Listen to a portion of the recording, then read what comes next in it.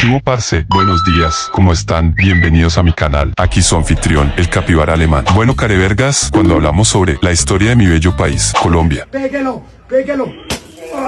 te sorprendería la cantidad de conflictos internos que hemos tenido. Y no es joda, entre estos conflictos internos tenemos la guerra civil entre federalistas y centralistas, la rebelión de José María Obando, la guerra de los supremos, la guerra civil de 1851, la guerra civil de 1854, la guerra de 1876, la guerra de los 1000 días, la dictadura de Rojas Pinilla, el conflicto armado interno. Ya entendimos, güey. Ya cállate. Entre otros conflictos que no voy a hablar porque si no, este video podía durar hasta una media hora y me da mucha paja, como sea uno de los periodos de la historia de Colombia más oscuros, complejos y sangrientos. Fue lo que hoy se conoce simplemente como la violencia, y es que durante una jodida década mi hermoso país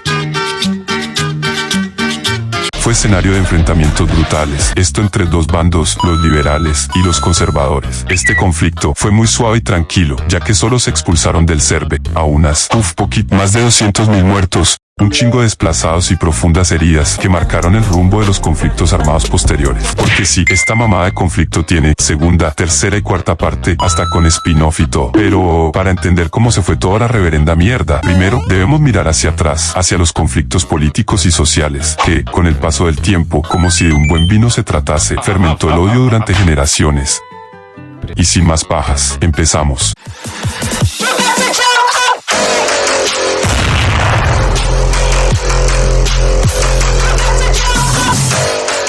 Bueno, mis panas, desde que mi país bello se independizó de mami España, esto en 1819, la política colombiana, desde sus inicios, se dividió en dos teams, el liberalismo y el conservadurismo, uno representado con el color rojo y otro con el color azul. A lo largo del siglo XIX, esta polarización de ideologías se transforma en varias guerras civiles, como la ya mencionada Guerra de los Supremos, la Guerra Civil de 1860-1862, y la más devastadora de todas estas guerras fue la famosa Guerra de los 1000 días, que, ojo al dato, dejó más de 100.000 jodidos muertos y marcó un antes y un después en lo que fue la violencia bipartidista en Colombia. Pero ajá, estos dos teams, el conservador y el liberal, al final ¿qué buscaban? Bueno, mi quiso, los conservadores de esa época abogaban por tener una alianza con la Iglesia Católica, apoyaban el centralismo, también lo que en esa época se consideraba el orden social tradicional, además de la protección de los privilegios de los terratenientes. Sí, eso último sonó muy funable. Como sea, mientras tanto los liberales promovían el federalismo, la educación laica, la libertad de prensa y el acceso a la tierra para los sectores populares. O sea, básicamente, era lo opuesto a los conservadores. Ahora entiendo por qué se daban de machetar. Pero, además, como muchas regiones en Latinoamérica, esta lucha no era solo un tema ideológico. Esta lucha era un fiel espejo Yo quiero llegar a mi casa, quiero ir a mi mujer. que mostraba un choque entre regiones, clases sociales y visiones de cómo se debería mandar en mi bello país. Con la Constitución de 1886 se instauró un Estado centralista y confesional que ayudaba a los conservadores para que se mantuvieran en el poder hasta 1930. Durante este periodo, como dije antes, el Partido Conservador era quien mandaba en Colombia, esto claramente con el apoyo de la Iglesia, el ejército y las élites rurales. Mientras tanto, en el lado de la economía colombiana, se instaló un modelo agrario abierto a la extracción de recursos naturales y a la exportación, pero a lo bruto. El café se convirtió en uno de los pilares más importantes de la economía colombiana. Pero, como cualquier país latinoamericano, la riqueza de estas exportaciones se quedó concentrada en pocas manos. No, te digo, ni me sorprende. Como cosa rara, la mayoría de los campesinos vivían en unas condiciones del culo, sin un acceso real a la tierra y la justicia. Bueno, si hoy en día la justicia colombiana es un meme, imagínense en esas épocas. Como sea, durante la elección de Enrique Olaya Herrera, esto en 1930, logró hacer algo muy complicado en esa época, y fue echar a los antiguos admins del grupo, o sea, los conservadores, del poder. Sí, un día muy triste para Colombia. Después de su mandato, lo siguieron muchos más gobiernos de los ¡Zurdo de mierda! Entre ellos están los de Alfonso López Pumar y Eduardo Santos. Este periodo, conocido como la Revolución en Marcha, impulsó unas reformas relevantes, entre ellos una reforma agraria, eso sí, muy limitada, reformas a la educación laica, ¿Cuál era la capital del Imperio Inca?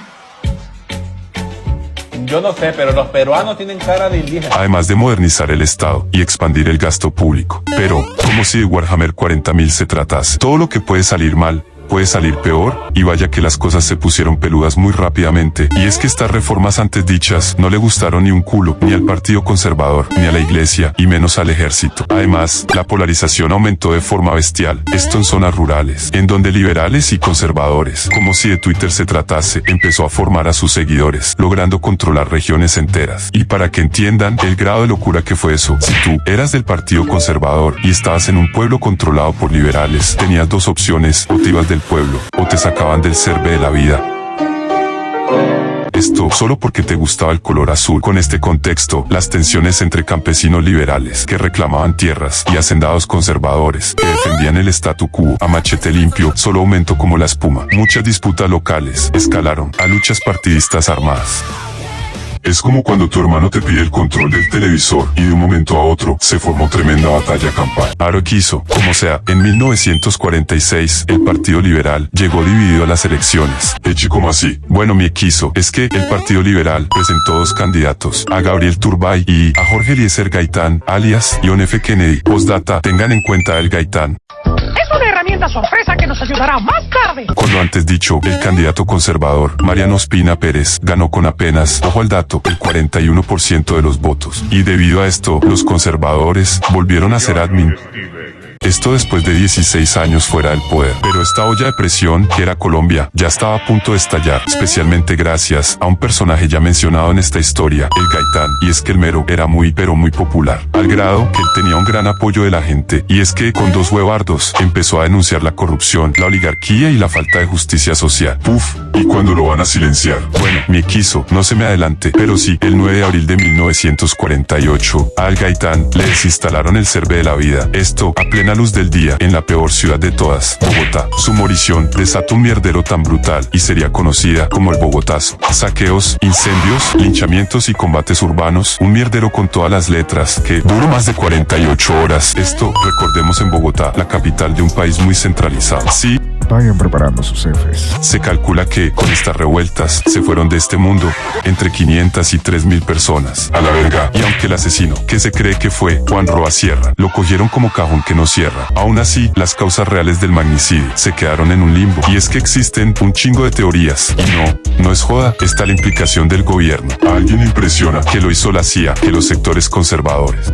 Metieron hasta a los comunistas en el embrollo. Y ajá, que tenía que ver los comunistas. Ni puta idea quiso, pero ahí están. Como sea, al final no se supo realmente por qué desvivieron al Gaitán. Guiño, guiño, guiño, guiño. Pero tampoco hay que ser un genio como para suponer el porqué de su desvivisión. Como sea, con el Bogotazo se marcó el inicio de la violencia. Y es que un chingo de liberales empezaron a lutear o a ser perseguidos por fuerzas oficiales o milicias del otro bando, o sea, de los conservadores. Este mierdero se extendió como la pólvora, esto desde Bogotá hacia zonas rurales, que recordemos, ya existían conflictos latentes por la tierra. Puf, parece que va a ir mal.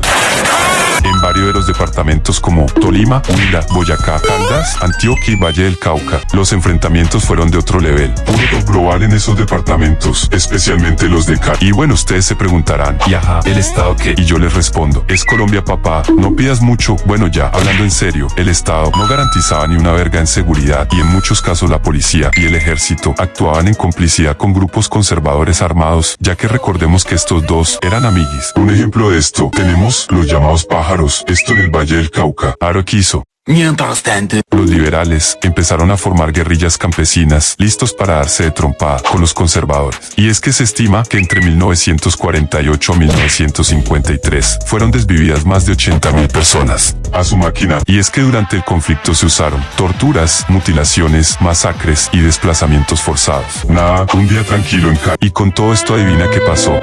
Todo fue mejor. No quiso pendejo.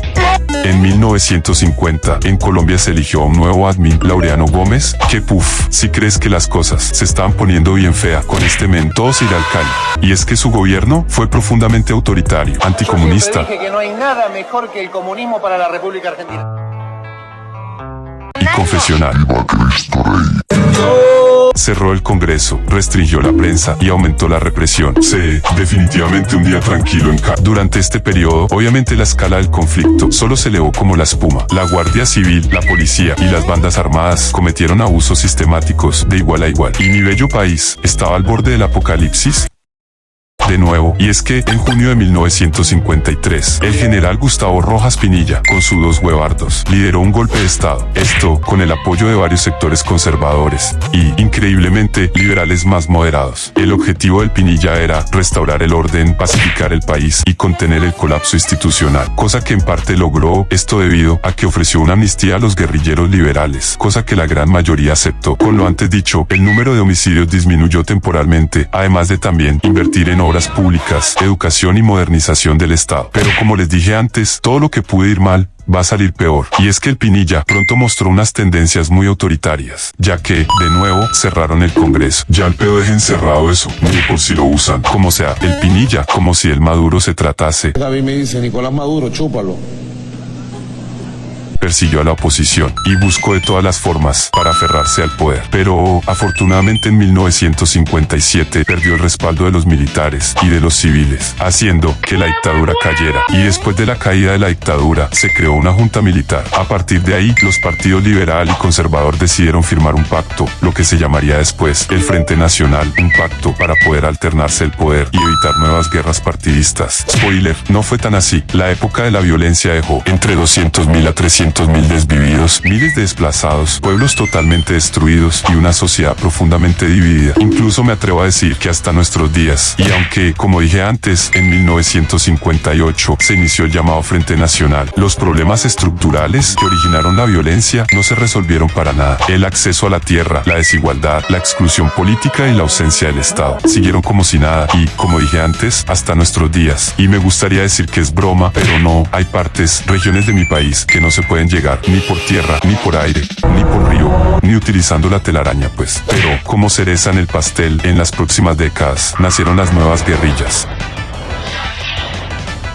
Entre ellos las FARC, el ELN y la extinta EPL, entre otros grupos paramilitares. Es decir, la época de la violencia fue solo la beta para lo que después se llamaría el conflicto armado interno, que marcaría a Colombia durante el resto del siglo XX. Sí, o sea que mejorar la cosa. No pasó. Necesito imágenes para enamorar a la tipa que me gusta. Manda foto de Epe. Pero a mí no mal. Y nada, mis parceros, espero que les haya gustado este video. Si es así, no olvides darme un like y suscribirse para que el capibara pueda dominar al mundo. Deja un comentario sobre qué otro temas históricos les gustaría que cubrieran en el futuro. Gracias por ver este video y les mando un buen beso en esas patas. Bye.